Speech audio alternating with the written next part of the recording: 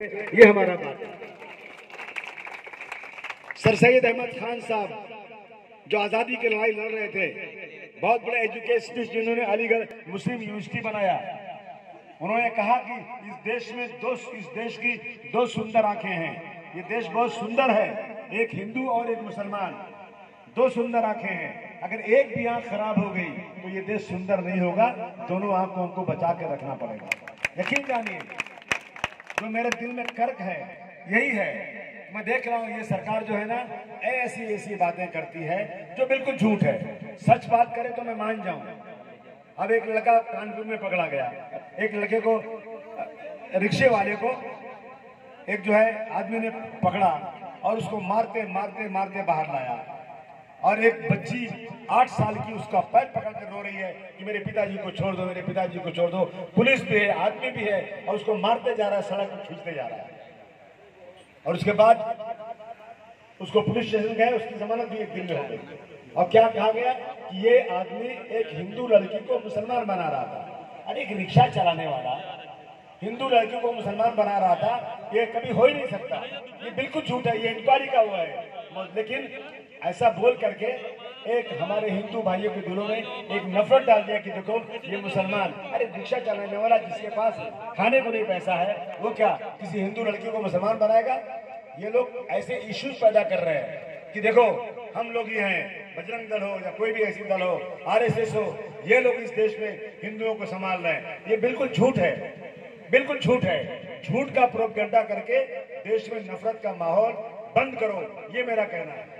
सच्चाई हो तो फांसी के फंदे पर चढ़ा दो, लेकिन आज यही हो रहा है। और मैं बार बार कहता हूँ कि जो सरकार आई ना, इसने कहा था कि हम आते ही इस देश के अंदर हर साल 2 करोड़ लोगों को नौकरी देंगे। कहा था कि नहीं कहा था?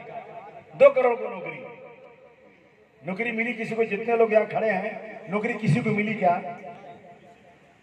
2 करोड़ में जिस मैदान में जाओ पूछो किसी से, कोई कहता ही नहीं कि हमको नौकरी मिली। हाँ, ये लोग जरूर कहते हैं कि नौकरी चली गई। अब जरा सोचिए, देखिए इतना से जरा सोचिए, जो इस देश की संपत्ति बनाई गई है, जैसे रेलवे, अब रेलवे जो अदानी रेलवे हो गई, अब उस रेलवे में जो लोग काम करते थे वो कौन लोग थे? वो मुसलमान नहीं थे। मुसलमान तो सिर्फ 2 है, 100 में 2, 98 कौन है? मेरे देश के निवासी दूसरे हैं, जिनको रिजर्वेशन भी मिला हुआ है, जिनकी तनख्वाहें सरकारी नौकरी में ज्यादा होती हैं। और सरकारी नौकरी में कोई देखने वाला नहीं है, ड्यूटी पे गए या नहीं गए, नस्बत बना दो काम हो जाता है। सही है कि गलत है? 8 घंटा ड्यूटी है ना, 6 घंटे काम करो और निकल लो, कोई पूछता है? और वो सरकारी नौकरी अब खत्म हो रही है और तनख्वाहें कम हो जाएंगी, रिजर्वेशन खत्म हो जाएगा। किसका नुकसान होगा? कौन, किसकी नौकरी जाएगी? 100 में 98 लोग जो है ना, उनकी नौकरी जाएगी। 2 की तो नौकरी जाएगी 2, लेकिन उधर 98 जा रही है। एयर इंडिया हवाई जहाज बिक रहा है।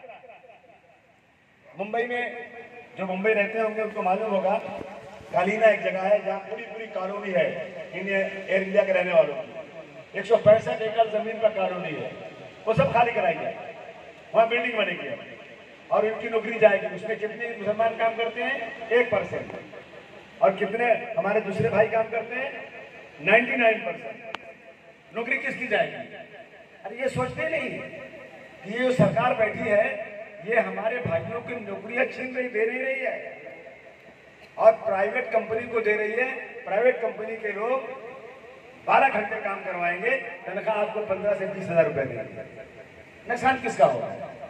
सोचिए जरा इस बात के ऊपर। ये सिर्फ जज्बाती बातें करके झूठ का प्रोपगेंडा। अब देखिए, एक दिन अखिलेश यादव जी समाजवादी पार्टी की रैली चल रही थी आगरा में, उसी बीच में एक आदमी आया, बोले पाकिस्तान जिंदाबाद बोल के भाग गया।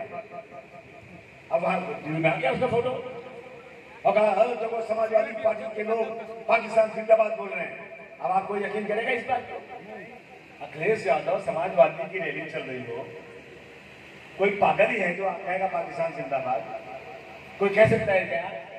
उसकी फोटो दिख गई, पकड़ा गया, मालूम उनका कार्यकर्ता है, कुछ नहीं हुआ उसको गया और साइन किया, छोड़ दिया, जमानत हो गई।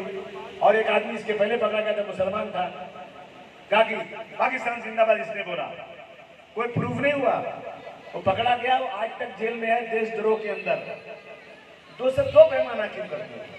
कानून तो हमारा डॉक्टर भीमराव अम्बेडकर का कानून कहता है कि इस देश में रहने वाला चाहे बहुत बड़ी कुर्सी पर बैठा हुआ है, मेरा देश का सबसे बड़ा मालिक हो या मेरे सड़क पर भीख मांग रहा हो, दोनों को एक तरह के कानून से देखा जाएगा। कहां देखा जा रहा है?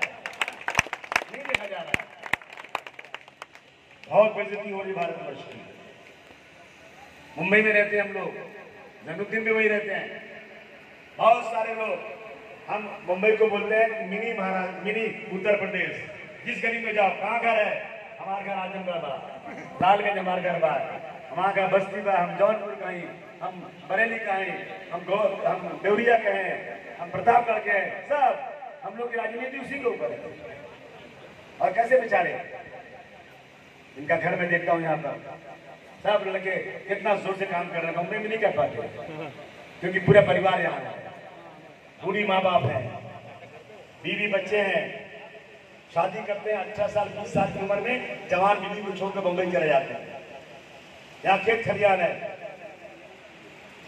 जमीन जायदाद है, रिश्तेदार हैं, माँ बाप हैं, सबको छोड़कर एक बच्चा घर का मुंबई जाता है। जाने के बाद एक ऐसे रूम में रहता है, पहले फुटपाथ पे सोता है बेचारा, थोड़ा बहुत कमाता है तो थोड़ा रूम लेता है, ऐसे कमरे में रहता है कि आप अपने यहाँ उसमें मुर्गी और बत्तख और कबूतर भी नहीं पालते, जिंदगी गुजारता है बेचारा। एक दिन में मोदी जी ने कह दिया कि आज कोविड आ गया, कोई घर से बाहर मत निकलना, और पुलिस को बड़ा बड़ा डंडा दे दिया। अब बेचारा खाएगा क्या, कमाएगा क्या? बाहर निकलने नहीं उसको है। वो चलाता था रिक्शा, रिक्शे का हफ्ता भी देना है उसको। बेचता था मूंगफली, बेचता था चना, बेचता था सब्जी, सड़क पर फुटपाथ लगाता था। सब सड़कें बंद हो गई, क्या करे बेचारा, वो कहाँ से खाए? तो उसने सोचा कि भाई अगर मुझे मरना है यहाँ ना, तो मैं अपने गांव में जाकर मरूंगा, वहीं मेरी चिंता चलेगी। मैं मुंबई में जाकर नहीं मरना चाहता हूँ, मैं मेरे माँ बाप के पास जाकर मरना चाहता हूँ। नंगे बेचारा पूरा सामान लेकर के पैदल 1700 किलोमीटर आने